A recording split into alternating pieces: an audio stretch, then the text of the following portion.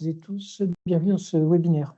Lors de ce webinaire, qui devrait durer à peu près 1h30, on va parler de RSE et empreinte carbone. Et on va surtout essayer de voir comment est-ce que l'empreinte carbone, qui est un des sujets de la RSE, peut devenir relativement centrale dans votre démarche RSE et comment est-ce que ce sujet-là peut être structurant pour l'ensemble de la démarche que vous pouvez engager dans votre entreprise.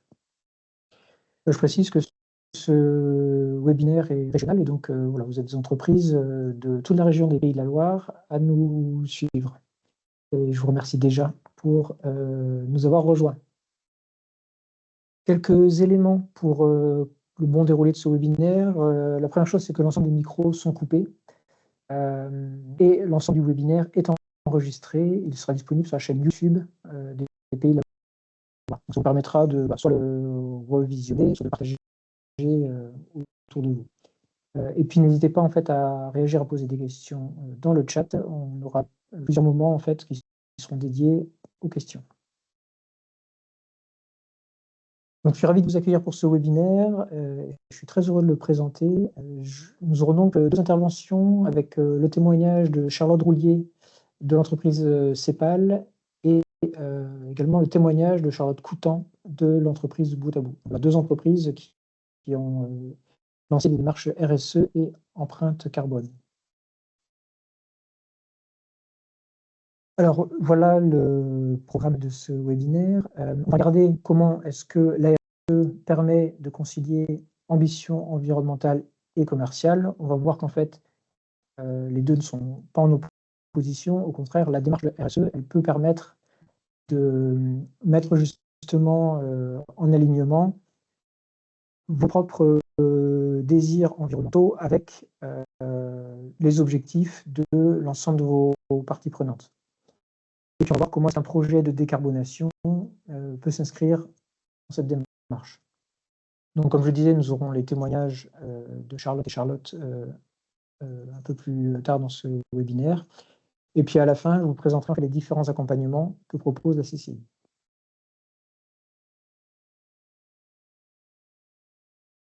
Ambition et démarche RSE. Donc le fil conducteur de ce webinaire, plutôt que de vous donner des informations assez descendantes, assez théoriques en fait sur la façon dont on peut créer une démarche RSE et notamment avoir cette démarche en fait de décarbonation de son modèle, et donc on vous propose en fait de suivre une entreprise fictive. Donc une entreprise fictive qu'on a baptisée Module BAT, et on imagine qu'il s'agit d'une PME industrielle de 70 salariés qui est basée à Châteaubriand et qui est spécialisée dans la fabrication de bâtiments modulaires. Donc bâtiments modulaires qu'on peut éventuellement retrouver pour des bureaux, que ce soit temporaires ou pour des durées de vie en fait, de quelques années, idem des écoles ou des bases vie de chantier.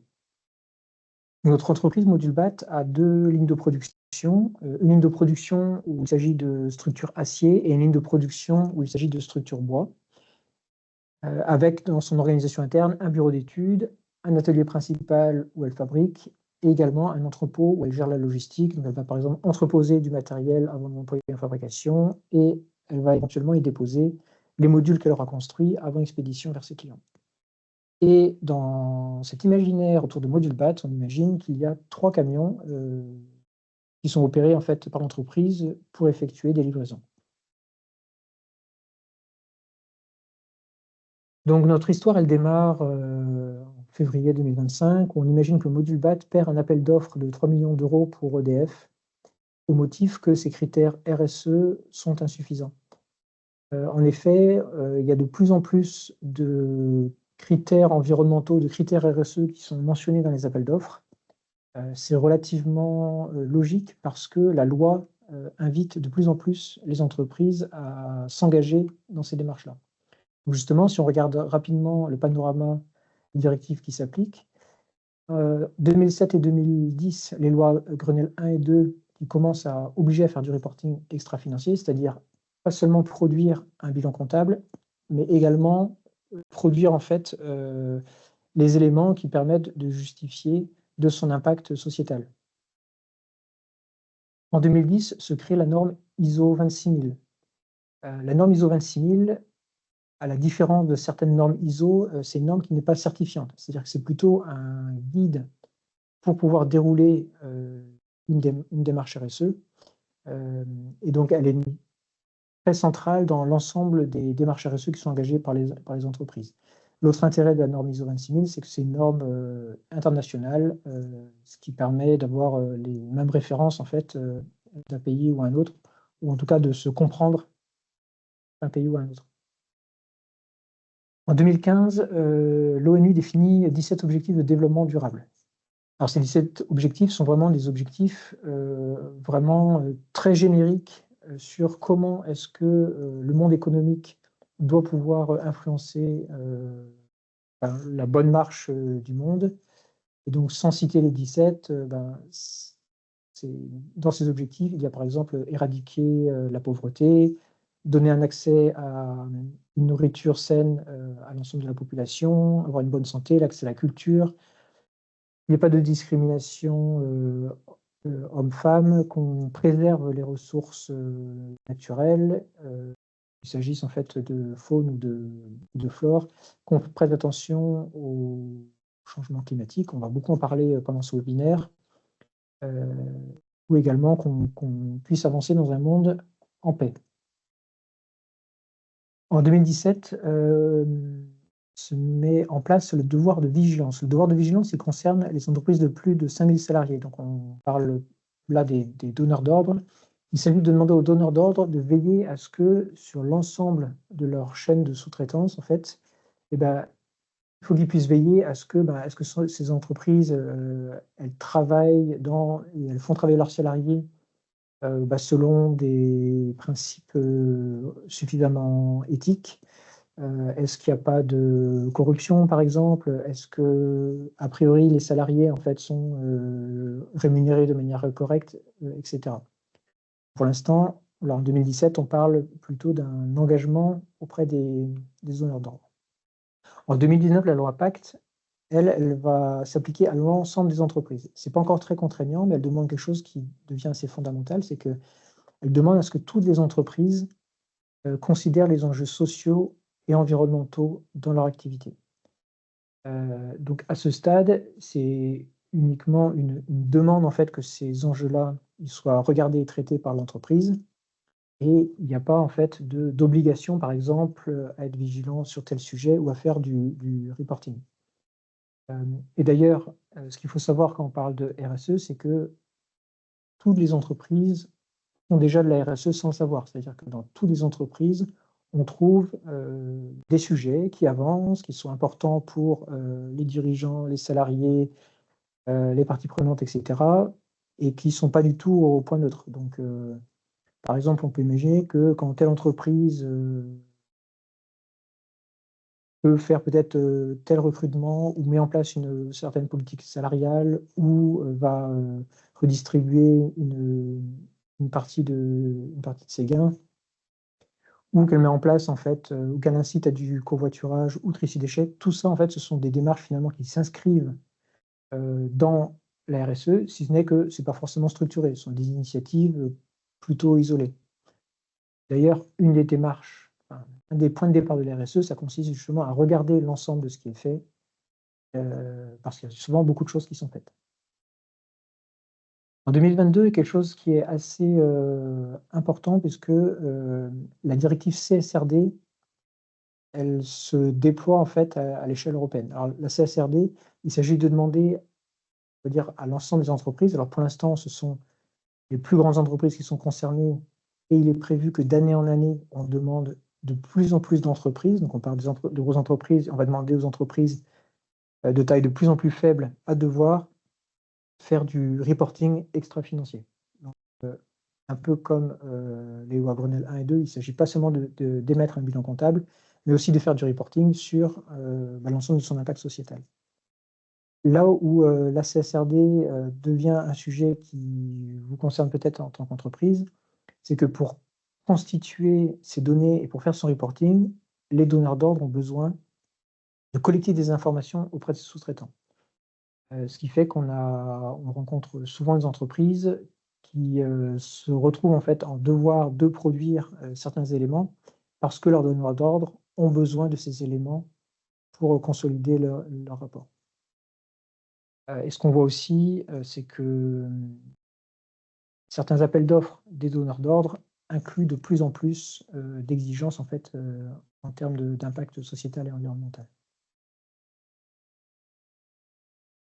Donc pour commencer à rentrer un petit peu pour dégrossir un petit peu le sujet de la RSE, donc on a parlé de la norme ISO 26000 qui définit un cadre commun pour pouvoir traiter les RSE.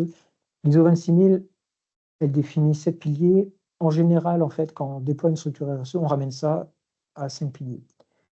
Et donc, ces 5 piliers, le premier, c'est un pilier économique.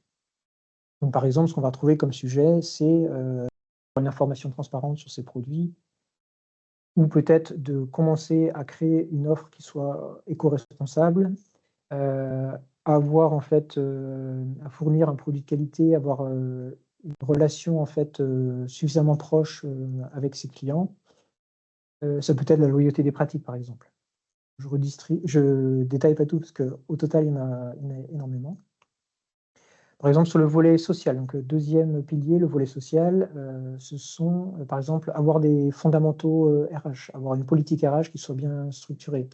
Savoir comment est-ce qu'on gère les compétences. Donc, comment est-ce qu'un salarié qui rentre dans l'entreprise va pouvoir évoluer en s'appuyant sur un programme de formation et pouvoir se développer lui-même dans l'entreprise. Ça peut être aussi attractivité et fidélisation des clients, avoir une politique d'inclusion ou du dialogue social, ou plus généralement, en fait, une qualité de vie et des conditions de travail qui soient correctes pour les salariés. Dans l'environnement, on va retrouver donc l'empreinte CO2. Donc l'empreinte CO2, on va beaucoup en parler pendant le webinaire parce que ça sera un des axes qu'on va traiter en particulier. Ça peut être globalement, en fait, sur quelle énergie s'appuie l'activité de l'entreprise, comment est-ce qu'elle gère son eau, comment est-ce qu'elle gère ses déchets, est-ce qu'elle a un impact sur la biodiversité, quelle est sa façon de gérer l'ensemble des transports, qu'il s'agisse des transports des salariés ou éventuellement de la logistique en fait, entre ces différents fournisseurs ou ses clients. Au niveau du territoire, on regarde est-ce que l'entreprise elle est ancrée dans son territoire, c'est-à-dire est-ce qu'elle participe à son développement, au développement économique et local du territoire. Est-ce qu'elle est en interaction avec ses parties prenantes, c'est-à-dire est-ce qu'elle comprend bien les attentes de ses clients, tout comme est-ce qu'elle comprend bien les attentes ou les difficultés peut-être de son réseau de sous-traitants. Est-ce qu'elle est impliquée dans des réseaux, par exemple? Est-ce qu'elle fait partie de tel ou tel réseau en fait, qui font que certaines entreprises travaillent ensemble? Est-ce qu'elle fait du mécénat et, par exemple, contribue à financer en fait, le club de sport à côté? Et puis le dernier pilier, le 5e, c'est la gouvernance. Donc c'est globalement comment est-ce que l'entreprise gère en fait sa direction, c'est-à-dire comment est-ce qu'elle gère, par exemple, l'ensemble des enjeux auxquels elle fait face, comment est-ce qu'elle va définir une stratégie et comment elle va déployer sa démarche RSE, comment est-ce qu'elle communique et comment est-ce qu'elle va valoriser sa démarche. Voilà sur les 5 piliers. La remarque principale que j'ai envie de faire sur cette slide, c'est qu'en fait, on voit que les sujets RSE, ils sont extrêmement nombreux. Et en fait, si on s'arrête là, on peut être relativement découragé en se disant dans cette trentaine de sujets, s'il y a tout à faire, c'est trop pénalisant en fait. Est-ce qu'il faut une personne à temps plein pour traiter ça? Soi-même, on ne peut pas forcément le traiter. Et justement, l'enjeu de la démarche RSE, ça va être de prioriser. Donc, dans ces 30 sujets, on va définir en fait quelques sujets qui nous semblent vraiment essentiels et c'est avant tous ces sujets-là qu'on va faire avancer. Donc justement, nos 2 dirigeants de Module BAT, ils souhaitent engager leur entreprise plus loin dans la RSE. Et en faisant ça, ils veulent que ça soit cohérent avec leur propre vision qu'ils ont de leur entreprise. Ils veulent que ça soit cohérent avec l'ensemble des besoins des salariés et aussi de leurs clients. Et ils veulent que cette approche elle soit globalement pragmatique, c'est-à-dire il ne s'agit pas de tout bousculer en fait du jour au lendemain, mais de pouvoir avancer pas à pas dans cette démarche. Donc globalement, on a 5 grands jalons pour dérouler cette démarche. Et ben déjà, on va commencer par se poser pour voir comment est-ce qu'on peut la lancer et l'animer. On va diagnostiquer, donc je disais que la plupart des entreprises, elles ont des actions RSE en cours, mais sans forcément y avoir prêté attention, sans forcément avoir structuré les choses. Donc on va diagnostiquer en fait l'ensemble de ce qui est fait. On va dérouler une stratégie, définir une stratégie et commencer à la dérouler avec un plan d'action qui sera de plus en plus détaillé. Et puis, in fine, il y a un volet communication qui fait partie intégrante de la démarche RSE, parce que en fait, faire valoir ce qu'on fait en RSE, c'est une façon aussi de développer sa marque employeur et d'être même différencié sur son marché. Alors, pour lancer la démarche, on va définir la gouvernance du projet. Donc, 2 dirigeants vont se dire: le sujet, il est important pour nous et on veut, par exemple, que tous les mois, on ait une réunion avec l'ensemble du comité qui va gérer la RSE. Donc, dans ce lancement de démarche, on va sensibiliser l'ensemble des dirigeants et l'ensemble des équipes pour expliquer les tenants et les aboutissants de la démarche. Et on va aussi nommer un chef de projet RSE, donc quelqu'un qui va prendre la casquette et qui va coordonner l'ensemble de ces démarches-là. Donc, on imagine que pour notre entreprise fictive, c'est justement ces étapes-là sont réalisées. Et donc, Module BAT peut passer à la phase du diagnostic. Donc, faire un état des lieux pour identifier les forces et les faiblesses de ce qui est déjà fait ou pas en termes de RSE. Donc, on va regarder pour ça, en fait, l'entreprise, elle peut déjà regarder en interne sur l'ensemble des 5 piliers, qu'est-ce qui est en place ou pas. Donc, évaluer en fait dans quelle mesure elle est avancée ou pas sur certains sujets, dans quelle mesure elle doit justement avancer plus loin. Et puis, ce qui est vraiment intéressant qu'on peut l'inviter à mettre en place, c'est de consulter les parties prenantes. Donc justement, on va voir qui sont les parties prenantes et comment est-ce qu'on peut s'y prendre pour les consulter. Alors globalement, les parties prenantes, ce sont l'ensemble des autres entités, en fait, l'ensemble des acteurs qui sont indispensables au fonctionnement de l'entreprise. Donc, on peut nommer en fait ces 8 acteurs-là, par exemple. Il peut y avoir déjà des actionnaires, des personnes qui ont investi dans l'entreprise. Ça peut constituer une des parties prenantes. Il peut y avoir les pouvoirs publics. On peut imaginer que telle entreprise est très soumise à des évolutions de la réglementation. Les pouvoirs publics peuvent avoir en fait un lien très fort en fait sur l'activité de l'entreprise. Il peut y avoir des syndicats. Il peut y avoir des interactions en fait, avec une ou des ONG, par exemple. L'ensemble des clients de l'entreprise sont une partie prenante assez importante. On voit qu'il y a bien sûr une adéquation entre l'entreprise et ses clients, puisqu'il y a les besoins d'un côté et l'entreprise y répond. Donc, il y a un lien qui est assez immédiat entre l'entreprise et le client. L'ensemble des collaborateurs, c'est une partie prenante très importante. L'entreprise ne fonctionne pas sans eux. L'ensemble du voisinage, les riverains, selon l'activité de l'entreprise, peut-être que l'impact sur le voisinage il est important. Et puis précédemment, j'ai parlé de l'ancrage territorial. Voilà, l'entreprise, voilà, son rôle dans la société, c'est aussi de faire vivre en fait une partie de l'économie locale. Et puis l'entreprise, elle est bien sûr en relation avec l'ensemble de ses fournisseurs, prestataires, sous-traitants, qui lui permettent de gérer son activité. Quand on parle de questionner les parties prenantes, l'objectif, c'est de bien connaître cet écosystème et de nourrir ce dialogue. Donc, la méthode, c'est déjà, on va les identifier. Ils ne seront pas identiques pour chacune des entreprises, absolument pas. On peut même imaginer que certains volets dans les 8 parties prenantes présentées soient complètement absents. Et ensuite, on va questionner les parties prenantes prioritaires. Donc, par exemple, notre entreprise Module BAT, en termes de clientèle, c'est intéressant en fait d'aller questionner notamment EDF, qui a auprès duquel elle a échoué à remporter cet appel d'offres. Donc là, ça va être important de dialoguer avec EDF. Sur justement le sujet, on comprend que vous étiez en attente en fait de davantage d'engagement de notre part sur les sujets environnementaux. Et on veut comprendre exactement où vous voulez aller et construire notre démarche avec lui. Donc, Voilà, globalement, il va falloir déterminer en fait quelles sont les parties prenantes qui vont être interrogées. Il faut un petit peu prioriser. Module BAT ne va pas forcément interroger l'intégralité de ses clients, mais par contre, les clients qui lui paraissent les plus pertinents, elle va les interroger. Et ainsi de suite, elle va interroger éventuellement les fournisseurs, voilà, tous ou en partie, les actionnaires. Elle va probablement en fait interroger également les salariés. Voilà, quelles sont les attentes que vous avez aujourd'hui en termes de RSE dans l'entreprise? Ça fait partie des choses importantes qui vont être mises en place. Et donc, pour interroger ces parties prenantes, l'entreprise, donc Module BAT, va créer en fait une enquête.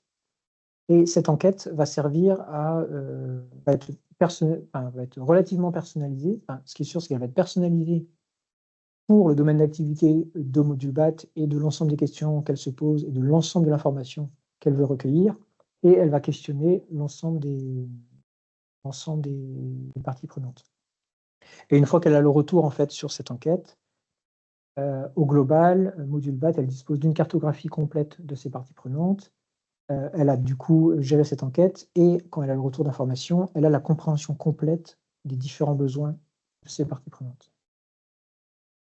Et on va voir en fait dans la suite que cette information-là, elle est très précieuse. Elle est très précieuse parce qu'elle va permettre de prioriser les sujets.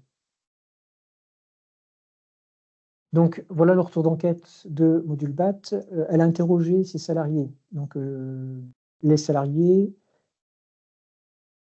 en importance moindre, ils nomment le numérique responsable. Ce n'est pas un sujet qui les touche beaucoup et puis peut-être que l'activité de l'entreprise est peut-être assez peu impactée en fait par le numérique responsable. Il y a peut-être assez peu de numérique. Par contre, ce qu'elle trouve un peu plus important, c'est qu'il y ait une bonne gestion des compétences, c'est-à-dire que les salariés soient accompagnés pour progresser dans leur métier. Et ils sont aussi assez préoccupés sur l'impact qu'ils ont sur la biodiversité. Et puis, les salariés sont très intéressés pour avoir une bonne qualité de vie et des conditions de travail.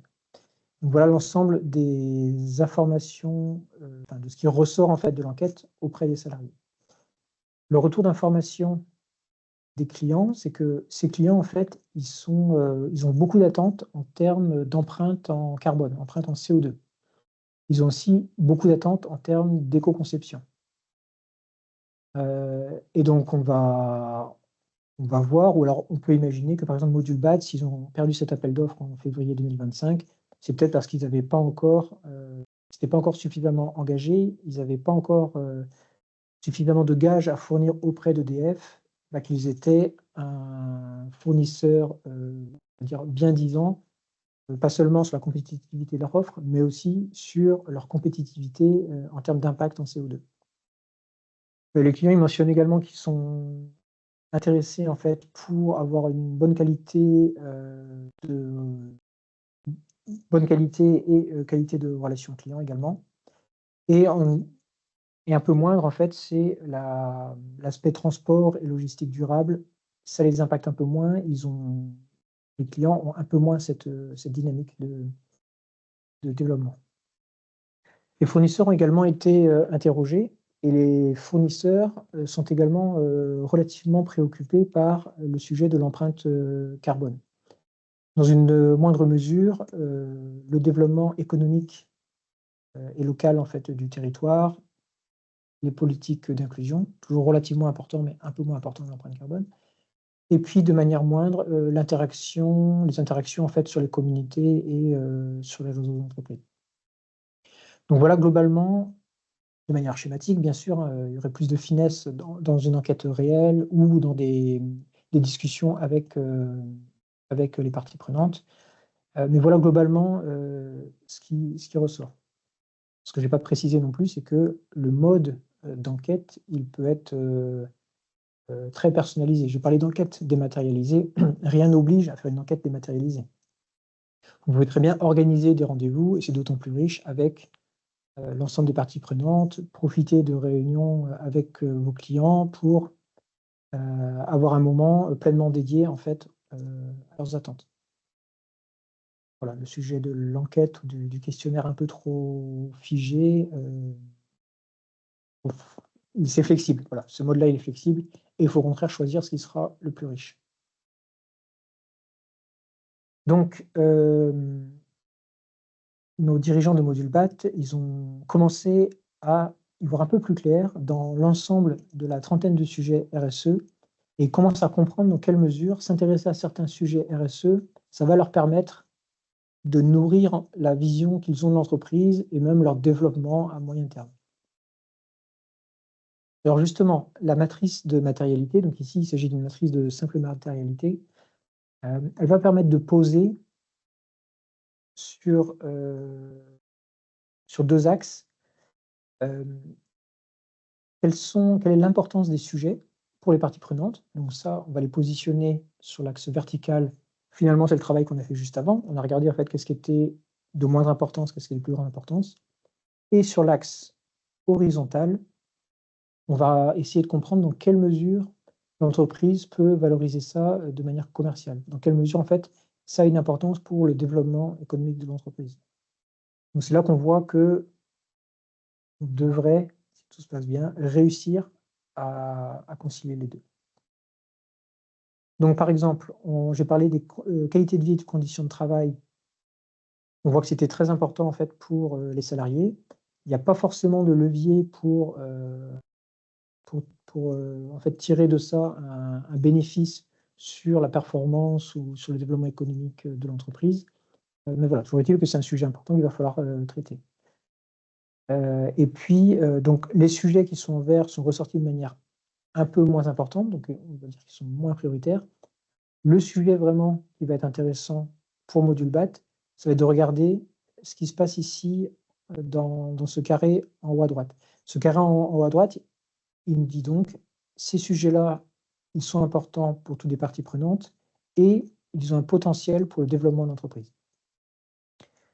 Donc interaction communauté et réseau, qualité de relation client, développement économique local, on a vu que c'était les fournisseurs qui parlaient de ça. Gestion des compétences, bah là on parle des salariés. Les salariés sont intéressés pour être accompagnés dans le développement de leurs compétences. Et bah, plus les salariés vont monter en compétences, plus potentiellement Module BAT va imaginer et produire des produits qui seront performants et adaptés au marché. Donc on les place un petit peu plus à droite parce qu'il y a un potentiel économique un peu plus fort.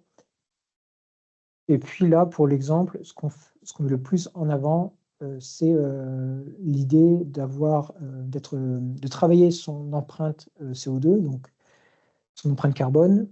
Donc associé à ça, ça sera la décarbonation du modèle d'entreprise et également d'éco-concevoir ses produits. Donc voilà, donc nos dirigeants, ils ont commencé à comprendre quels sont les sujets qui leur permettent de concilier les attentes des parties prenantes et le développement économique de l'entreprise. Donc ils ont consulté les parties prenantes. Dans la partie stratégique, ils ont commencé à hiérarchiser quels sont les enjeux qui sont importants pour eux et ils vont pouvoir commencer à poser une certaine vision de leur entreprise. Donc ils vont pouvoir commencer à définir quelles sont les valeurs importantes pour elles, quels sont les enjeux qu'ils veulent traiter absolument et quelle est leur vision de l'entreprise. Donc par exemple, peut-être que à partir de là, Module BAT peut définir sa vision comme étant dans 10 ans, on veut être un producteur de bâtiments modulaires bas carbone. Ou, enfin, voilà, avoir cette étiquette d'être ou peut-être le premier en fait constructeur de bâtiments modulaires bas carbone. C'est peut-être vers ça qu'ils vont tendre à long terme. Et donc à partir de maintenant, il s'agit d'écrire la feuille de route. Donc de regarder en fait quels sont les grands chantiers qu'il faut réussir à mettre en œuvre pour aller vers cet objectif. Donc dans le cadre de notre exemple, on va s'intéresser justement au sujet carbone. On a vu que c'était l'axe prioritaire par lequel l'entreprise pouvait se développer et que c'était aligné avec les attentes de certains clients. Et bien, du coup, on va justement s'intéresser en particulier au sujet du carbone. Donc, empreinte carbone et décarbonation. C'est ce qu'on va évoquer. Donc, on commence par un peu de sensibilisation sur le sujet du carbone et notamment l'effet de serre. Alors, l'effet de serre, c'est un phénomène purement physique. Une partie du rayonnement, une partie de l'énergie en fait, du soleil arrive sur la Terre et une partie est renvoyée et réfléchie en fait par-delà l'atmosphère en fait dans l'espace. Il y a une partie de ce rayonnement qui est conservée dans l'atmosphère et qui donc va réchauffer la Terre et les océans. Cette partie qui est conservée dans l'atmosphère, elle dépend de la composition chimique de l'atmosphère. Donc je disais que c'est un phénomène physique, on peut dire c'est un phénomène physico-chimique. Et donc pendant des milliers d'années, ça a été extrêmement stable. La composition de l'atmosphère est arrivée à un point de stabilité qui fait que tout se passait relativement bien. On avait une température relativement constante, en tout cas à l'échelle du climat. Mais par contre, si on vient modifier la composition de cette atmosphère, cet équilibre entre l'énergie qui arrive et l'énergie qui reste enfermée dans l'atmosphère va changer. Et c'est justement ce qui se passe quand les activités humaines vont libérer dans l'atmosphère notamment du CO2. Donc CO2, gaz carbonique, qui provient de la combustion des énergies fossiles. Et ce gaz-là, en fait, c'est celui dont on entend le plus parler dans les médias. Il est responsable de 80% du réchauffement climatique qu'on connaît actuellement. Ce n'est pas le seul. Il y en a d'autres. Il y a par exemple le méthane. Le méthane, il y en a beaucoup qui est émis notamment par l'agriculture, avec les élevages notamment bovins. Et il faut savoir par exemple qu'une molécule de méthane a un pouvoir de gaz à effet de serre à peu près 30 fois supérieur à celui du CO2. Donc, même si c'est moindre en quantité, l'effet reste assez important. Et il y a une autre grande catégorie, ce sont les halocarbures. C'est par exemple les gaz qui sont utilisés dans les climatisations. Et donc je disais qu'il n'y avait pas le même ratio en fait entre une molécule et une autre par rapport au CO2. Pour les halocarbures, ça va donc le pouvoir de réchauffement d'une molécule d'halocarbure est de plusieurs centaines à peu près 1 millier de fois supérieur à une molécule de CO2. Pour simplifier tout ça, on ramène tout en CO2. C'est-à-dire que, on va voir plus tard que l'exercice qui consiste à calculer une empreinte carbone, on ramène tout en CO2 qu'on appelle CO2e, donc CO2 équivalent. Ça permet d'avoir un langage commun et d'avoir une unité, j'allais dire presque monétaire, qui est commune, quels que soient les gaz qu'on émet. Donc, ce que j'expliquais, c'est que plus on émet de gaz dans l'atmosphère, plus le climat va se réchauffer. Donc, ce graphique-là, il présente justement la concentration de gaz dans l'atmosphère. Donc, en gros, jusque dans les années, on va dire 1800, tout s'est passé relativement bien, tout était relativement calme parce qu'il n'y avait pas d'émissions de CO2 trop importantes dans l'atmosphère. Là où ça commence à moins bien se passer, c'est qu'à partir des années 1800, on commence à exploiter de manière beaucoup plus large, on a compris le potentiel énergétique du charbon, du gaz, du pétrole, et on va l'exploiter de manière beaucoup plus importante. Et en réalité, on va l'exploiter de manière exponentielle, et il s'ensuit en fait, on relâche du CO2 dans l'atmosphère également de manière exponentielle. Donc on voit que cette courbe s'accélère très fortement, jusqu'à arriver aujourd'hui à une concentration largement supérieure à ce qu'elle était précédemment. Et ce delta en fait entre la situation dans les années 1800 et deux siècles après, ce delta il est suffisant pour créer un réchauffement du climat. C'est ce qu'on voit ici.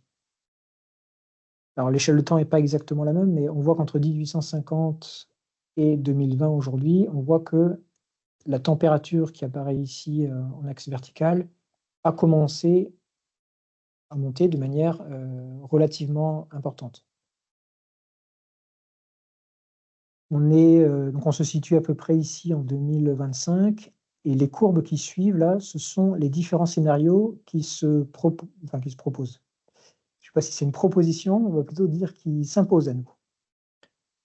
La courbe en rouge, c'est la courbe qui correspond à l'élévation de la température si on ne fait rien. C'est-à-dire que si on continue en fait sur les mêmes bases d'une économie en fait très carbonée qui dépend beaucoup des énergies fossiles, qui relâche beaucoup de gaz à effet de serre dans l'atmosphère, Et ben, globalement, d'ici 2100, on va monter à des températures à plus 4, 5, 6 degrés par rapport à l'époque pré-industrielle. Les courbes basses, ce sont les courbes où on met en place des actions qui vont permettre d'aller vers une économie bas carbone et qui donc vont permettre de limiter le réchauffement à 1,5 ou 2 degrés. Et ce qu'on va voir, c'est que le scénario, on peut le dire comme ça en fait, le scénario souhaitable, c'est le scénario du bas où on maintient en fait on arrive à maintenir le réchauffement climatique dans quelque chose qui est raisonnable. Le scénario le moins enviable, c'est celui où la température explose avec beaucoup de conséquences de tous ordres en fait sur notre environnement et sur la façon dont on peut vivre dans cet environnement.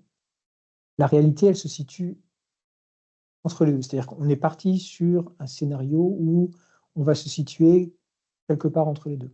Ce qu'il faut retenir pour une entreprise, c'est que si je prends le cas en fait, où on va avoir beaucoup d'impacts liés à un réchauffement climatique fort, dans ce cas-là, une entreprise, et c'est vrai pour toute entreprise, personne n'est épargné, on va devoir faire face à des risques physiques.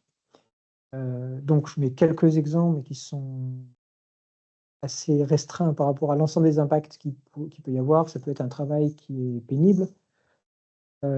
Pour prendre quelque chose de très concret, je pense aux ouvriers du bâtiment en fait, pendant l'été. Ça peut être une incapacité d'opérer telle ou telle machine parce qu'elle n'a pas été conçue pour opérer dans telle ou telle machine. Et ça peut être bien sûr il y a également en enjeu l'effondrement de la biodiversité, avec derrière beaucoup d'autres conséquences. Quelques exemples concrets.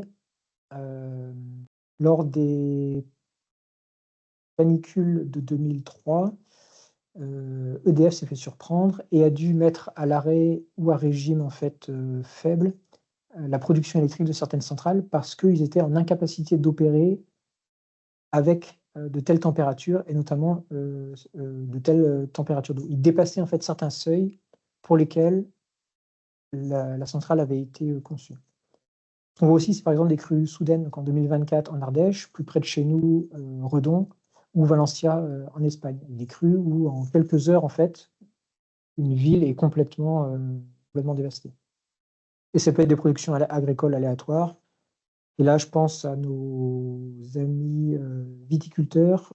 C'est vrai que les différents aléas climatiques entre les coups de froid, les grêles, le coup de chaud qui arrive trop tôt, etc., pour avoir une production agricole stable, c'est devenu très, très compliqué. C'est vraiment un phénomène qui est devenu très, très aléatoire dans cette industrie.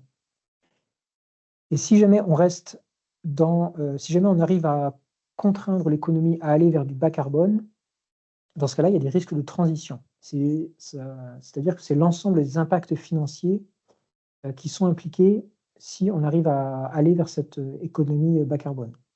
Je prends quelques exemples de transition, en l'occurrence des exemples qui a été imposé ou qui est en train d'être imposé par les gouvernements. C'est par exemple la volonté d'interdire les véhicules thermiques à partir de 2035.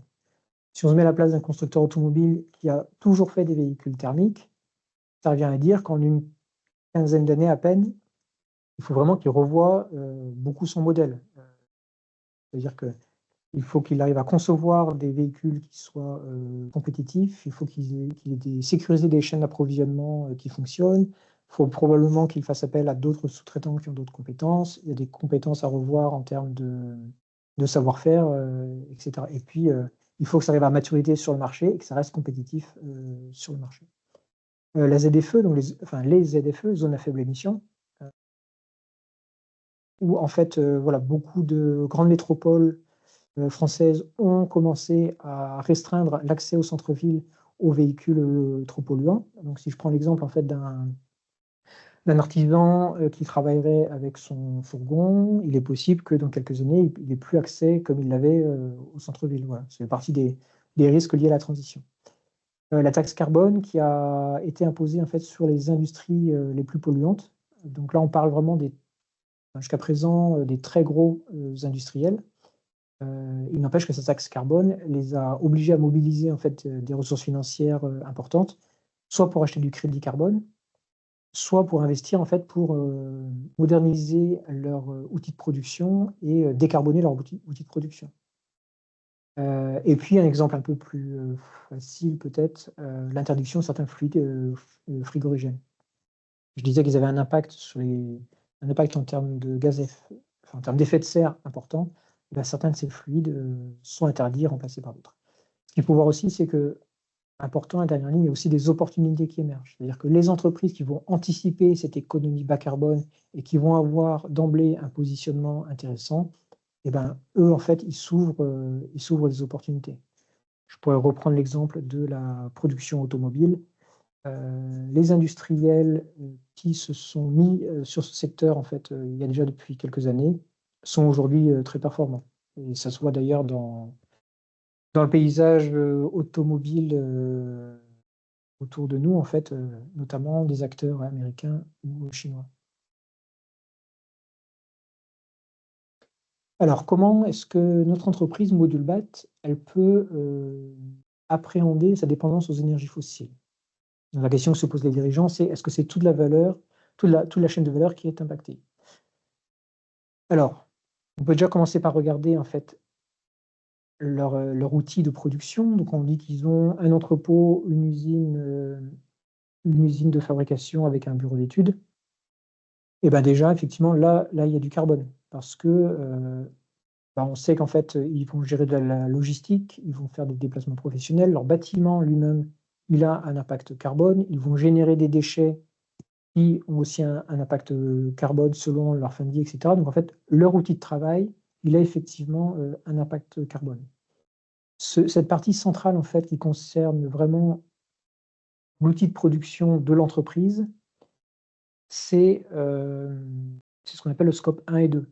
C'est des notions qui sont devenues en fait, qui sont un petit peu passées dans le vocabulaire, un peu courant côté entreprise. Scope 1 et 2, c'est vraiment ce qui est interne à l'entreprise.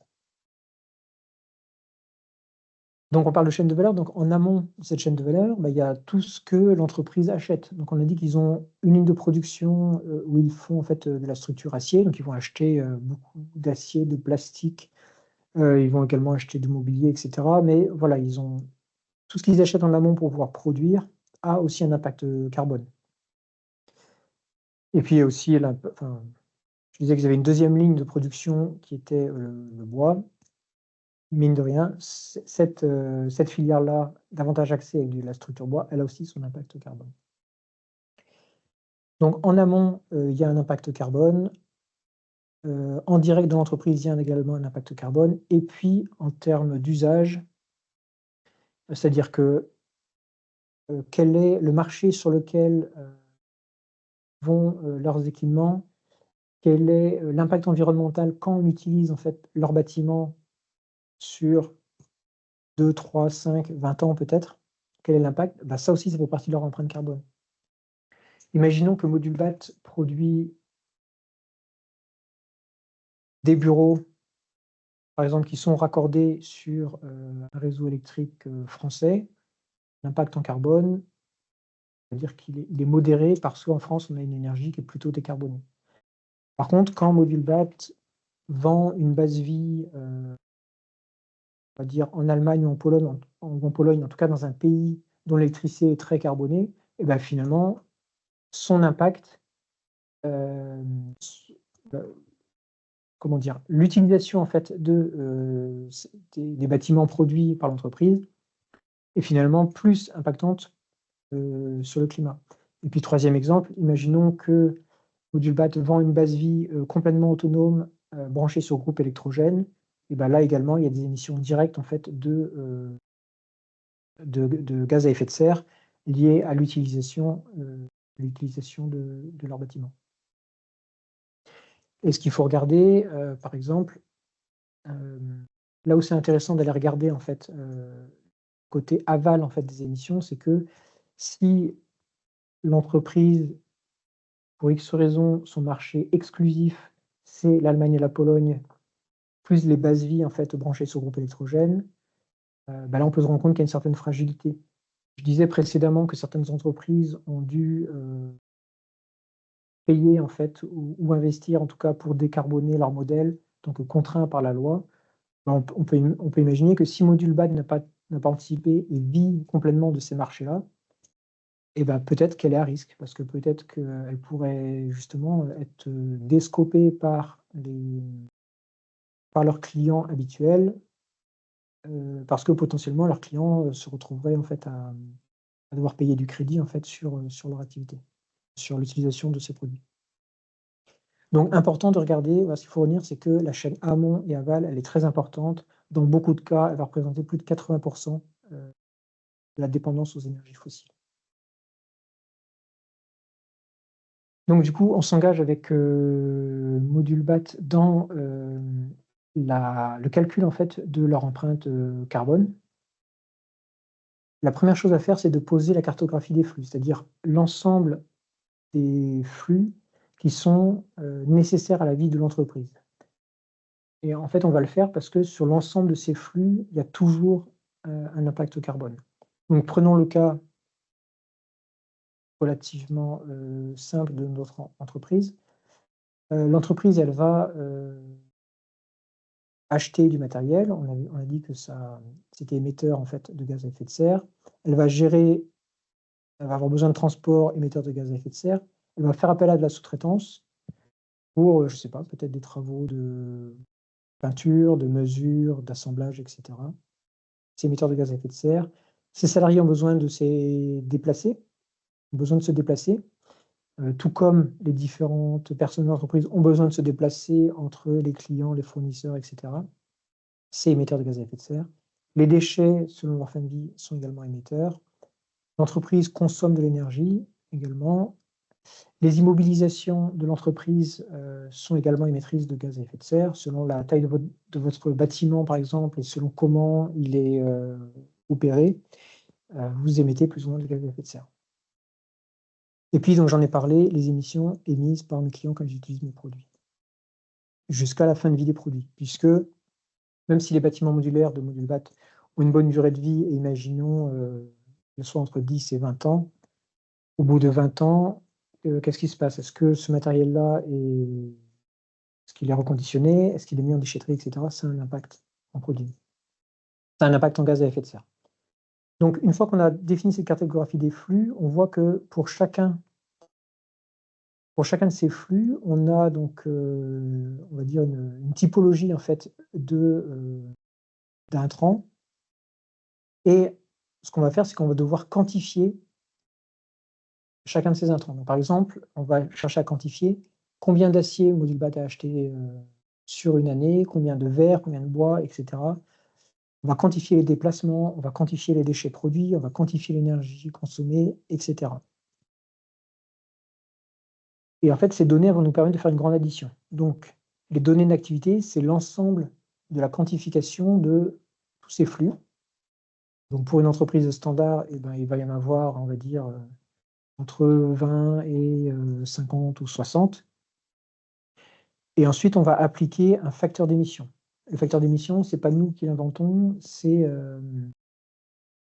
généralement, en fait, ce sont des études de l'ADEME qui va calculer en fait une moyenne sur quel est l'impact en termes d'émissions de gaz à effet de serre de, par exemple, une tonne d'acier.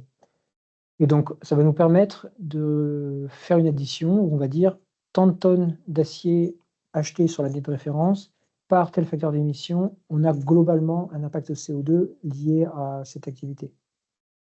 Et donc, je disais qu'on avait entre 20 et à peu près 60 flux. Et ben, à la fin, on a une grande addition qui nous donne l'ensemble du bilan carbone de l'entreprise.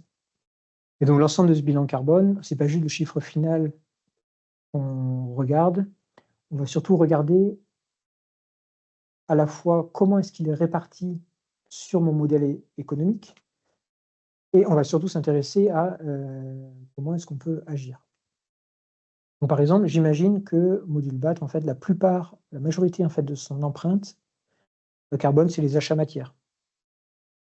Imaginons, Modulbat achète 550 tonnes de matière tous les ans, donc réparties entre acier, bois, verre, etc. Tout ce qui compose en fait leurs produits. En deuxième, en fait, on a l'usage. Donc en fonction des pays où sont vendus en fait, les équipements, en fonction de la façon dont ils sont opérés, etc., l'usage a un impact. On va retrouver la fin de vie des produits, qui est relativement importante. Donc pour l'exemple fictif, on imagine 8%, du fret à 7%, etc. Et donc, du coup, Modulbat a fait son bilan, et ce qui est vraiment utile pour elle, c'est pas tant d'aller se comparer à leurs concurrents. En fait, ça n'a pas de valeur en tant que tel, parce qu'on ne sait pas comment est-ce que le concurrent a évalué lui-même fait son propre empreinte carbone. Est-ce que, alors, la méthodologie, elle est très très standard, mais par contre, est-ce que le périmètre considéré est le même? Quelles sont les données d'entrée dont disposait notre entreprise? Donc en fait, ce qui n'intéresse pas nos dirigeants, là, c'est pas la valeur qu'ils ont obtenue.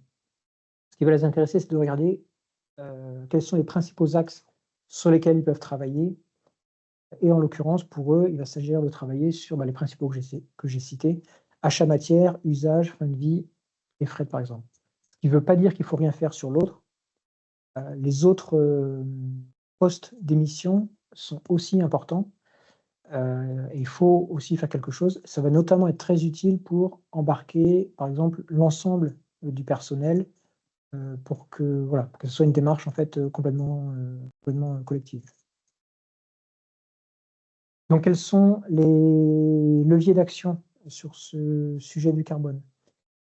Donc mesurer les émissions de gaz à effet de serre, ça, ils viennent de le faire. Ensuite, il va falloir écrire et piloter une stratégie bas carbone, former les équipes dirigeantes, sensibiliser les salariés pour que tout le monde en fait joue le jeu et comprenne les enjeux qu'il y a à faire ces actions-là.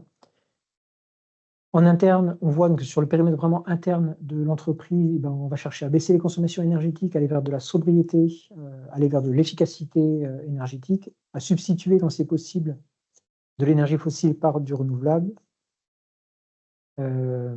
et à aller globalement vers du bas carbone. Les leviers en amont et en aval, ça va être par exemple éco-concevoir les produits ou les services associés à ces produits. Ça peut être d'avoir une logistique qui soit plus durable, qui soit peut-être optimisée pour en faire moins et que ce soit plus performant.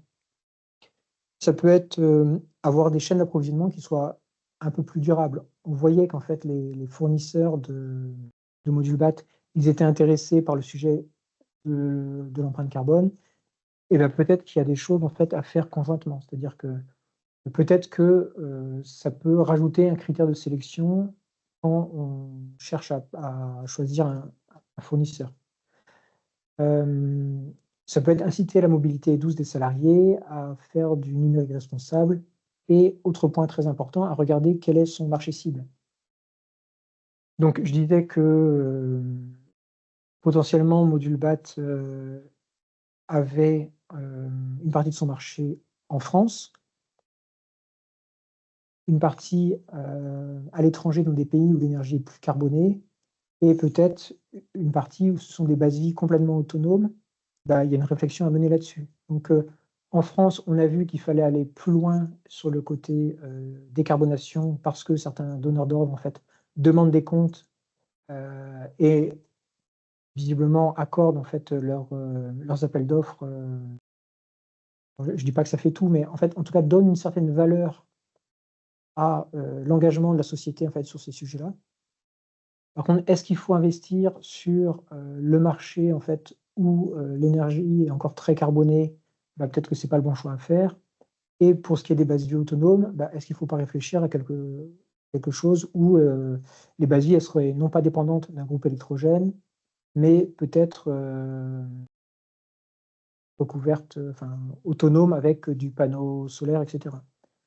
Alors, ce sont des choses qui s'étudient, hein, je ne suis pas en train de dire immédiatement qu'entre une base vie sur groupe électrogène et une base vie sur panneau solaire, les 2 sont comparables et il y a forcément un qui est meilleur que l'autre. Ça s'étudie, notamment avec une analyse de cycle de vie qui permet de prendre en considération l'ensemble en fait, des impacts, mais en tout cas, c'est des réflexions qu'il faut nourrir. Donc voilà, Voilà nos 2 dirigeants qui se sont fixés une vision, assez claire d'ici peut-être un peu ambitieux les 3 ans, mais disons que, ils aimeraient réussir à baisser d'1 tiers en fait leurs émissions, à 3 ans et voilà les grands axes qui mettent en avant.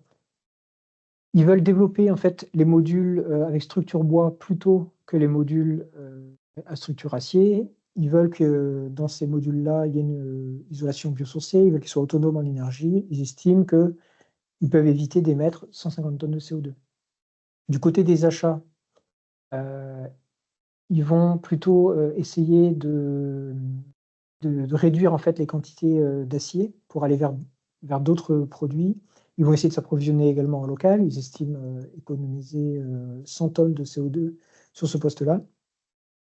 Logistique, ils vont essayer de développer une logistique de fret, davantage bas carbone. Peut-être que les sociétés de la véhicule vont passer en électrique.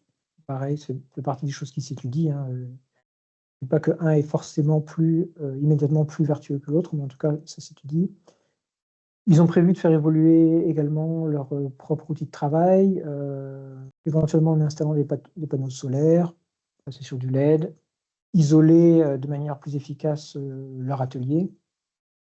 Ils vont aller vers une meilleure gestion des déchets pardon, revaloriser en fait notamment, les chutes d'acier. Et puis sur la fin de vie, ils envisagent en fait une offre qui serait nouvelle, quelque chose qui serait nouvelle où en fait ils aimeraient avoir un meilleur suivi de, qu'est-ce que deviennent en fait, leurs équipements une fois qu'ils ont été exploités par les clients et ils aimeraient éventuellement avoir une proposition pour les réintégrer, et faire un rétrofit, c'est-à-dire les remettre à neuf, une fois qu'ils sont a priori en fin de vie. Donc un petit, on va dire un engagement, une volonté d'essayer de développer un modèle qui serait un peu plus circulaire.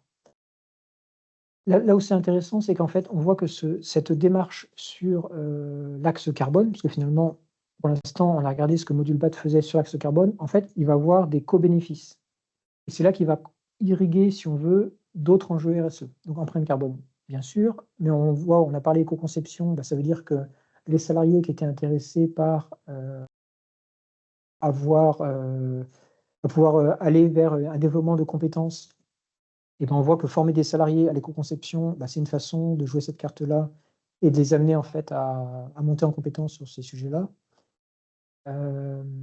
Voilà, éco-conception, gestion des compétences, développement économique et local dans sa logique de, revoir un peu comment est-ce que Module BAT se fournit, auprès de quels fournisseurs, avoir une logistique, moins impactrice et cetera. Peut-être qu'elle va miser davantage, sur du local. Et puis voilà, elle essaye également de développer une gestion de son transport, de sa logistique qui soit, davantage durable. Donc c'est là qu'on voit que les 2 en fait, choisir dans la multitude des sujets RSE, choisir parmi les axes prioritaires l'axe carbone, on voit que ça va venir nourrir en fait l'ensemble des autres sujets de la RSE. Donc voilà où on en est, Module BAT a écrit sa feuille de route. Il leur reste à décliner tout ça, parce que pour l'instant c'est une vision assez macro en fait de ce qu'il y a à faire, donc il reste à dérouler tout ça pour établir un plan d'action qui soit, beaucoup plus concret et puis bien sûr, animer, suivre et maintenir la dynamique dans la durée. Je parlais tout à l'heure de l'importance, il y a presque un contraste entre le côté dérisoire de certains gestes, pour faire des économies d'énergie, mais par contre, il y a l'importance que l'ensemble de l'entreprise, en fait, se sente impliqué dans ces sujets-là. Ça va notamment être important quand il va s'agir de maintenir la dynamique et cetera.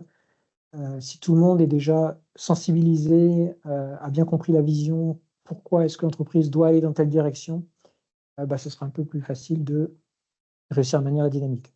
Je ne dis pas que ça fait tout, on sait qu'il y a beaucoup d'enjeux, il y a beaucoup de choses à faire quand on est en entreprise, mais en tout cas, avoir un collectif qui veut avancer dans cette direction-là, ce sera déjà sympa. Et puis la communication, je disais que ça faisait partie en fait des engagements. Ça fait partie de ce qu'on peut faire valoir, éventuellement de la communication externe. Ça peut être aller chercher un label. Pour l'instant, on n'a pas parlé, est-ce que Module BAT a ou pas de label? A priori non, Peut-être qu'ils vont aller chercher un label pour valoriser ce qu'ils ont fait, voire un label spécifique en fait sur leur domaine d'activité. Ils vont peut-être se faire auditer leur démarche RSE, mettre en place des chartes pour couvrir en fait certains aspects en fait de leur gestion d'entreprise sur, je sais pas, peut-être la mobilité par exemple. Et puis peut-être qu'ils vont aller aussi vers un reporting un peu plus étendu.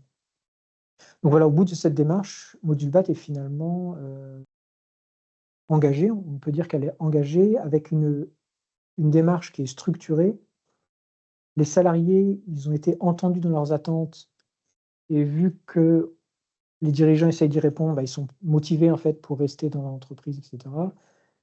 Il y a un chiffre qui dit qu'il y a à peu près 2/3 en fait des salariés qui regardent l'engagement de l'entreprise avant de se lier avec une entreprise, avant de se faire embaucher. Donc voilà, ça fait partie des sujets importants. Il y a eu aussi beaucoup de dialogue avec les clients, aussi avec les fournisseurs. Donc presque fin de l'histoire en fait. Modulbat a perdu un appel d'offres, peut-être sur ses critères environnementaux. N'empêche que depuis, elle a beaucoup dialogué avec EDF pour comprendre où est-ce qu'elle devait aller. Et donc ce dialogue, il est assez riche. Et du coup, le client désormais est au courant que l'entreprise, elle ne reste pas dans sa position précédente, on va dire à ne pas avancer sur ces sujets-là. L'entreprise à vente, elle en a fait part en fait à son client et on peut imaginer que le client l'envisage toujours comme un fournisseur en fait important. Donc lien entre RSE et empreinte carbone. On a vu que la RSE, elle permet de construire en fait une vision et une stratégie. La RSE, elle englobe du coup le sujet carbone et elle permet de créer ce dialogue avec les parties prenantes. Et donc dans les actions concrètes, il y a eu le lancement du projet bas carbone, il y a eu tout ce dialogue qui s'est construit, et puis potentiellement ça crée en fait un avantage concurrentiel. On peut imaginer que Modulbat a anticipé un peu plus que ses concurrents ce virage-là, et potentiellement ça leur crée aujourd'hui un avantage concurrentiel. C'est vrai dans pas mal d'histoires industrielles, si on regarde l'automobile par exemple, les entreprises qui ont pris ce virage-là ont aujourd'hui un avantage concurrentiel, de manière assez franche. Et donc sur l'aspect transition, concrètement, la RSE s'est traduite par cet engagement sur une trajectoire bas carbone. Notre entreprise, elle est en capacité d'alimenter le reporting extra-financier de ces donneurs d'ordre. Elle a défini en fait des objectifs de réduction de gaz à effet de serre, elle a défini sa feuille de route, également elle a construit tout son plan d'action avec des jalons d'investissement. Et l'intérêt qu'elle en tire, c'est qu'elle va réduire sans risque par rapport au changement climatique. Donc par exemple, voilà, elle a réussi à s'asseoir en fait sur des marchés qui semblent moins risqués par rapport à ces enjeux-là. Elle accède aussi à du financement durable. Il faut savoir qu'il y a de plus en plus de fonds en fait qui flèchent leurs investissements vers des entreprises qui font preuve d'un certain engagement. Donc elle a accès à ce financement de manière a priori privilégiée. Et puis, elle a amélioré son image et la confiance des parties prenantes dans son entreprise. Je vais maintenant passer la parole à nos témoins. Je vais donc passer la parole à Charlotte Rouillet de l'entreprise CEPAL. Bonjour, bonjour à tout le monde. Oui. Bon, si vous m'entendez, oui, voilà, je vais présenter un petit peu, nous, notre démarche RSE. Donc, nous sommes CEPAL, une entreprise de négoce de produits alimentaires à pertiser. Donc, on travaille pour les professionnels du food service et les industriels agroalimentaires. Donc, on est une équipe de 39 collaborateurs. On génère un chiffre d'affaires de 80 millions d'euros et on livre 40 000 tonnes de produits par an. Voilà un petit peu pour la présentation de CEPAL. On est implanté à Laval, en Mayenne.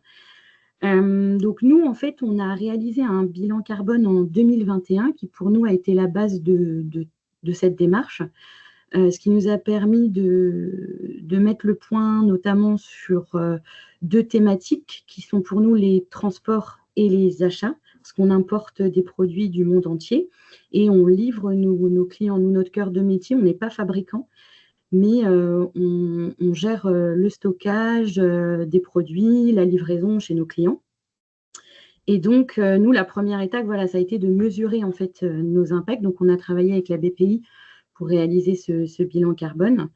Et ensuite, on a laissé un petit peu traîner, c'est pas bien, mais on s'est repris en main en 2022, fin 2022, début 2023. On s'est fait accompagner par un cabinet externe qui nous a aidés à rédiger notre feuille de route. Donc, forcément, les achats et les transports faisaient partie intégrante de cette feuille de route. Et on a aussi axé cette feuille de route sur la qualité de vie au travail. Voilà un petit peu nos trois thématiques. Aujourd'hui, comment on fonctionne? Donc, en interne, il y avait forcément une impulsion de la direction. Et puis, je me suis portée, moi, volontaire pour accompagner ce projet, avec l'aide, bien entendu, d'une dizaine de collaborateurs sur la base du volontariat. Il y a 10 personnes, on a constitué des groupes de travail. On se retrouve tous les mois, on essaye de se retrouver tous les mois pour voir ce sur quoi on a avancé, les problématiques rencontrées, et puis trouver des outils pour toujours s'améliorer et puis pour avancer. Donc voilà un petit peu aujourd'hui là où on en est, c'est je vais vous donner des petits exemples par thématique.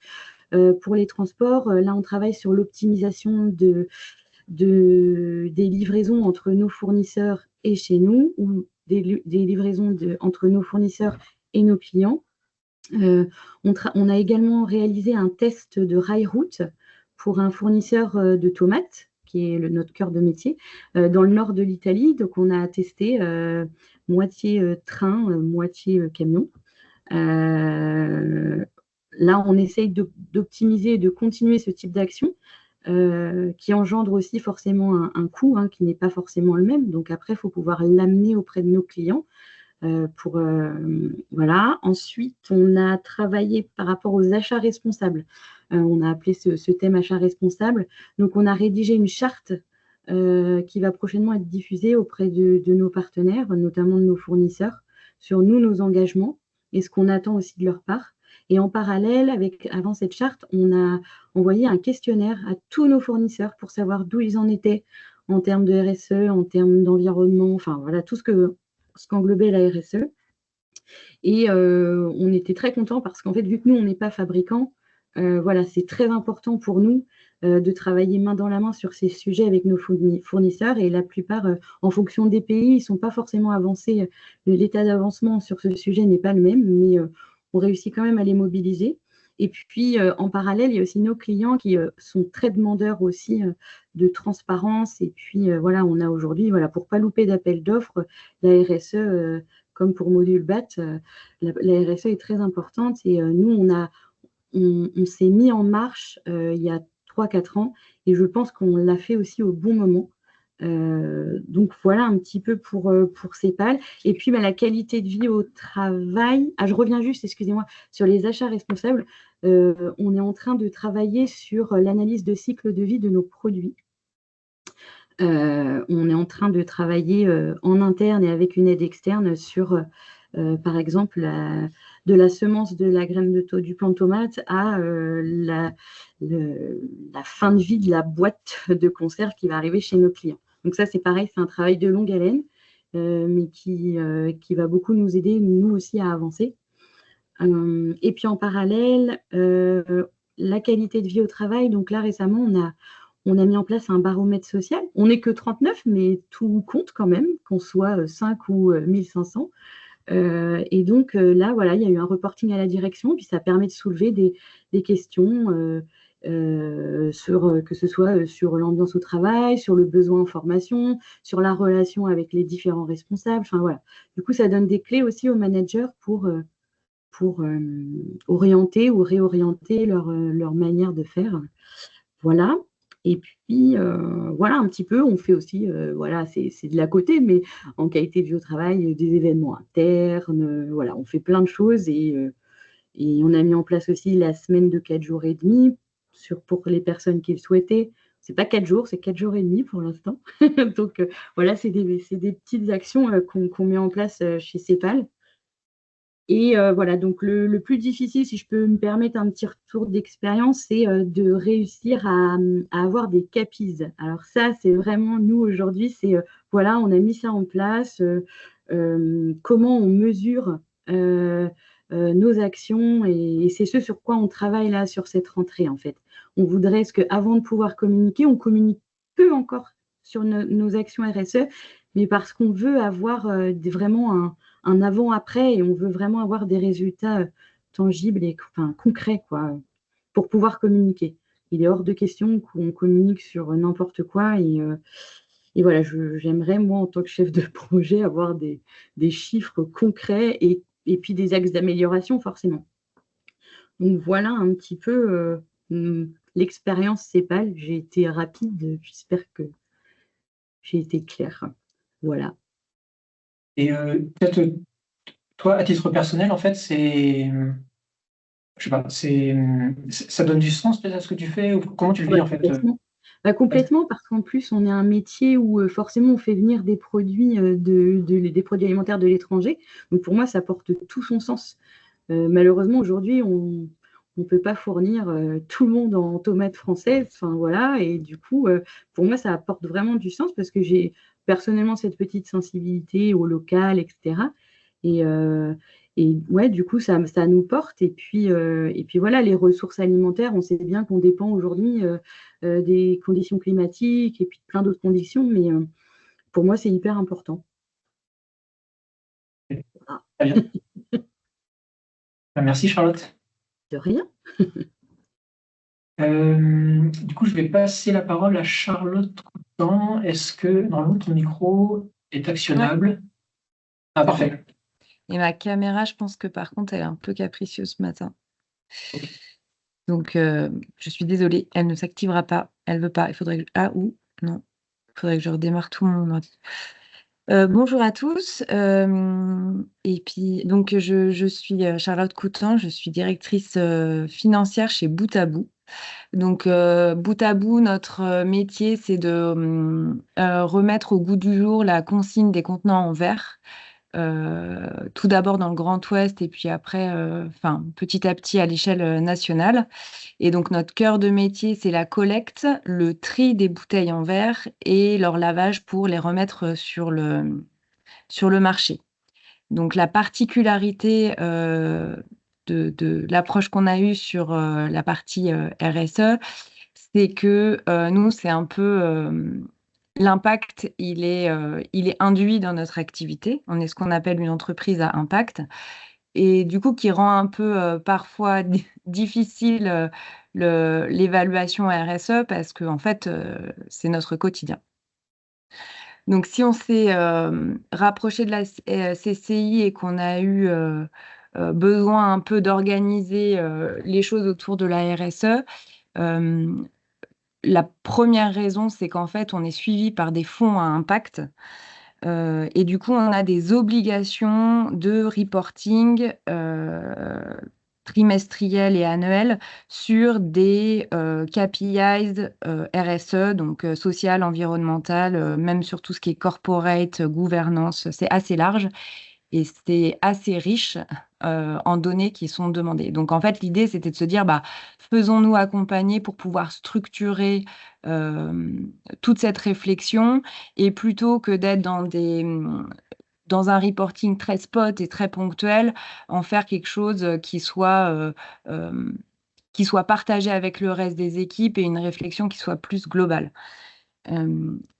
Le bénéfice qu'on a vu, c'est que ça a permis de mettre tout le monde autour de la table sur des sujets RSE, et qu'effectivement, les personnes qui viennent travailler chez Bout à Bout, l'impact et le sens de leur travail, c'est un élément clé.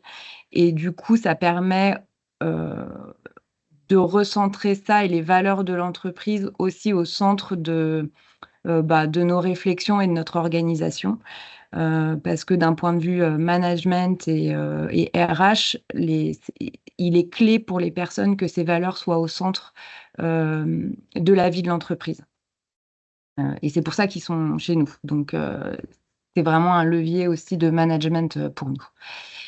Donc, nous, notre décision, ça a été vraiment d'impliquer tout le monde. Donc, on est parti sur un accompagnement de la CCI. On a commencé par une feuille de route RSE, ce qui nous a permis un peu aussi de valoriser tout ce qu'on fait, parce qu'en fait, toutes les entreprises font plein de petites choses et qu'on valorise pas forcément comme une démarche RSE. Et ça, je pense que tout le monde l'a apprécié beaucoup chez nous, de voir un peu que on partait pas de zéro en fait, et qu'il y a plein de choses qui existaient déjà dans les entreprises, mais qu'on savait pas forcément mettre le doigt dessus et les valoriser. Ça, c'était assez positif pour l'ensemble des équipes. Et du coup, ça nous a permis un peu de structurer. C'est quoi la question? Je crois qu'il y a une question. Il y a une question. Je te la dis si tu veux. Donc, Bouttabou est une Ouais. PME. Quel cadre juridique vous Ouais, étiez on a contraint c'est pas juridique, on a des fonds d'investissement qui sont au capital de Bouttabou et qui sont des fonds d'investissement dits à impact. Et donc, dans ce cadre-là, eux, ils doivent justifier auprès de leur board et de leurs investisseurs qui mettent des fonds de la politique RSE des entreprises dans lesquelles ils ont investi. Donc, on a plusieurs fonds d'investissement qui sont des fonds à impact. Et du coup, ils ont l'obligation dans leur feuille de route de justifier des politiques RSE, des politiques sociales des sociétés dans lesquelles ils ont investi. Et donc, on doit leur faire, donc on en a plusieurs fonds à impact et on doit du coup leur produire un rapport, alors ça dépend lesquels, il y en a c'est annuel et il y en a c'est trimestriel, sur la démarche RSE et ce qu'on met en place au sein de la société. D'accord. Okay. Et du coup, donc on a avancé sur de rien. On a avancé du coup sur la partie feuille de route RSE. Et donc là, on est en train de finaliser le plan d'action. Ça nous a vraiment permis effectivement de structurer et de mettre plusieurs personnes autour de la table et de responsabiliser chacun sur différentes actions dans la société. Donc on est une petite équipe, on est une 20aine de personnes, donc c'était facilitant effectivement d'avoir quelqu'un, donc Élodie sur la partie feuille de route de la CCI qui cadrait un petit peu les différents sujets. Et ensuite, on a pris le parti donc avec toi Maxime de travailler sur la partie évaluation carbone. On n'est pas encore assez mature, on est une entreprise en croissance encore, et du coup, l'ACV ou le bilan carbone n'avait pas encore de sens pour bout à bout. Et donc, l'évaluation carbone, de la même manière, nous permet déjà de collecter la donnée, de voir où on part, et puis de valider un peu les priorités de la société, parce que c'est souvent très dense. Je pense qu'il y a des personnes qui ont posé des questions là-dessus. Et ça a été mentionné, il y a beaucoup de données possibles, il y a plein de KPIs ou de choses à explorer. Et donc, en fait, en faisant un peu une cartographie de tout ce qu'on avait, ça nous a permis, en équipe, encore une fois, de se mettre d'accord sur ce qui était le plus impactant pour nous et ce sur quoi on pouvait travailler, d'une part, la manière la plus simple possible et d'autre part aussi de la manière pour que ce soit le plus effectif et que ça ait le plus d'impact sur la société. Voilà. Et donc, les prochaines étapes pour nous, ce sera sûrement effectivement une ACV, mais peut-être à 1 an ou à 1 an, je pense. Donc, ça nous permet d'avoir un peu une politique des petits pas et d'avancer étape par étape et du coup, d'adapter aussi les structures et l'organisation petit à petit à une réflexion à RSE sans passer directement sur une ACV ou un bilan carbone qui serait compliqué pour une petite équipe comme la nôtre. Ouais. Ce que je trouve intéressant, c'est qu'en fait, finalement, vous êtes en concurrence avec des fabricants de contenants neufs. Et du coup, vous réinventez le modèle, quoi. Et je trouve ça intéressant parce qu'on voit que vous réinventez le modèle. Finalement, vous avez peut-être un temps d'avance, que vous arrivez au bon moment sur le marché, parce que je crois qu'il y a de plus en plus d'appels d'offres pour justement remettre en place les consignes. Oui. Oui, alors Oui, c'est vrai. Et en fait, les fabricants de bouteilles sont aussi obligés d'explorer un peu le système du réemploi parce qu'ils ont aussi tout intérêt à... Donc, on travaille aussi avec eux, en fin de compte. Ils ne peuvent pas exclure le fait que demain, ce sera plus une norme et qu'en fait, il faut qu'ils prennent aussi le pas d'une démarche de circularité. Ok. Merci beaucoup, Charlotte, pour ton témoignage aussi. De rien. Merci beaucoup, Charlotte et Charlotte, pour vos témoignages. J'imagine que ça permet vraiment de bien comprendre en fait les conditions dans lesquelles vous avez lancé ces démarches-là et les bénéfices en fait que vous en tirez. Alors, comment est-ce que la CCI peut vous accompagner sur ces transitions? Alors, si on regarde en fait par 3 axes différents, si on regarde en fait sur votre site en fait, de manière assez ciblée, on va dire, sur le site. La première chose que vous pouvez faire, c'est ce qu'on appelle un flash diag carbone qui est gratuit. C'est un autodiagnostic qui vous donne une première évaluation en fait de quelles sont vos pratiques. La deuxième chose, c'est l'éval carbone simplifié. Donc c'est rigoureusement la même méthodologie qu'un bilan carbone officiel. Elle est simplifiée dans le sens où on fait moins de sensibilisation et où on va passer moins de temps sur la construction du plan d'action. Mais en tout cas, le cœur en fait de ce qu'on pose, c'est vraiment de calculer en fait votre empreinte carbone. Et donc pour faire ça, il y a différentes étapes. On va d'abord cadrer et lancer le projet. On va vous accompagner dans la collecte des données par entreprise. Donc on a vu qu'il y avait une multitude en fait de données à aller collecter. Et ben, on vous aide à faire ça. Ensuite, on a un logiciel qui s'appelle LIS qui a été développé par la CCI qui permet de rentrer en fait toutes ces informations de façon relativement intuitive. Et puis, in fine, et donc on va aussi commencer à regarder quelles sont les grandes actions en fait que vous pouvez lancer sur la décarbonation. Et puis, in fine, on va restituer tout ça. Ça fait partie des accompagnements qui sont très largement subventionnés par l'ADEME. Ça dépend en fait de la taille et de la complexité de l'entreprise, mais en fait, certains calculs d'émissions sont avec 0 reste à charge. Donc voilà, n'hésitez pas à nous solliciter.